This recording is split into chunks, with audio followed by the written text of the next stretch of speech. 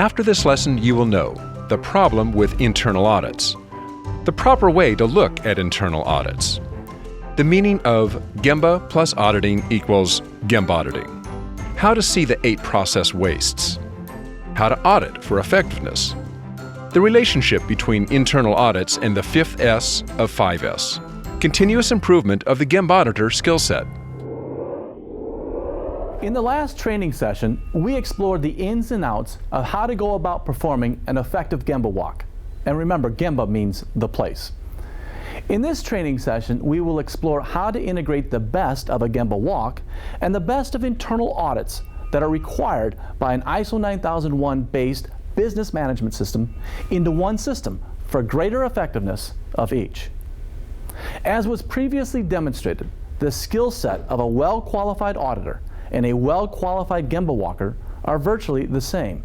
And yet, while the reputation of going to the Gemba is perceived very positively, the reputation of doing internal audits is very tarnished at best. There are some very valuable things that both types of individuals and programs can learn from each other when well integrated, and that's what we're going to cover in this video.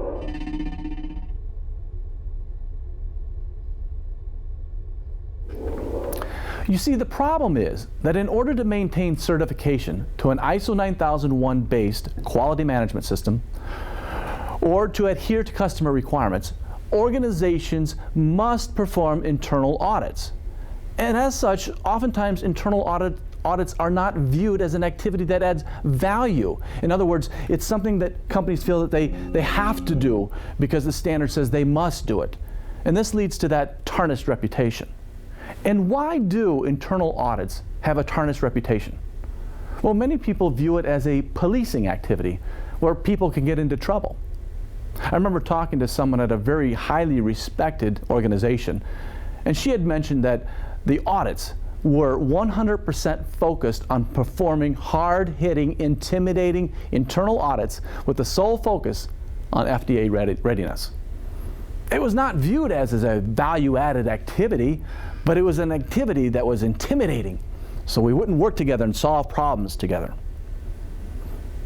Internal audits also have a tarnished reputation because it's oftentimes done by an outsider, someone who's outside of the process being audited, like an internal auditor, to ensure objectivity. And so it's always viewed that it's not the supervisor's responsibility, the supervisor of that process, he or she is not responsible for auditing that. It's done by an auditor every 6 months or a year or whatever it might be. The other reason why audits are often, the reputation is often seen as being tarnished is because auditors only audit for compliance. They don't drive improvements, or at least that's the perception. Also, auditors are sometimes perceived to be too picky and overly detailed, which doesn't drive true continuous improvement activities. Oftentimes, audits are built on fear, and a manager's performance review is oftentimes affected negatively when there are non-conformities discovered. I remember a very large company that I was teaching internal audits to. I was teaching to their corporate auditors. And there was this real negative perception that every time a corporate auditor went to one of the sites, that people were scared and afraid of these auditors.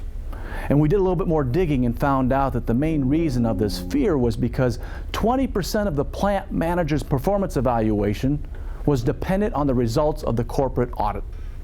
Well, no wonder. And what did that plant manager learn? He learned, or she learned, that they have to prepare for the audit and hide their problems. Well, that's not good for the organization as a whole.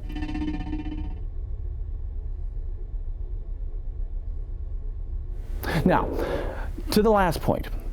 Section 8.2.2 of ISO 9001 states that internal audits must be conducted to determine whether the quality management system conforms to planned arrangements and is effectively implemented and maintained. Most auditors will audit for conformance to planned arrangements. Also, most auditors do not audit for effective implementation. Auditors are supposed to audit for effectiveness. Any business activity, whether it's performance reviews or write-ups or certain goals, or intimidating audits. Any activity like that that encourages people to hide problems must be eliminated or modified. Problems must be proudly displayed for all to see through visual management boards. Remember, one of the key lean principles is to expose all problems. An audit process like I just described, in which people hide problems, does not help the organization. It hurts the organization. Audits should be done by supervisors. ISO 9001 specifically states auditors shall not audit their own work, and that makes sense. But a supervisor can audit the processes for which he or she is responsible for, as long as they don't do the work. And as such, then, internal auditors can and should concentrate on the bigger picture and audit processes and systems for effectiveness, thus becoming system auditors, not work instruction auditors. Again, the supervisors need to audit at the detail level. We want our auditors, our trained auditors, or our Gemba walkers to look at the system, the bigger picture, to find true improvement opportunities. Part of this must be that top management must pronounce that audits are conducted for the sole purpose of improvement. Employees should feel comfortable to record their errors near their name or near a photograph for discussion at the next daily accountability meeting. Why? Well, to ensure others don't make the same error, and also to resolve the issues and perhaps mistake-proof the issue. We don't want fear in this kind of environment. Fear must not exist in this environment at all. Employees need to see that auditors, or perhaps those who study the process, are truly adding value. And the observations that they make and they see will drive improvement. That's what employees need to see, true improvement.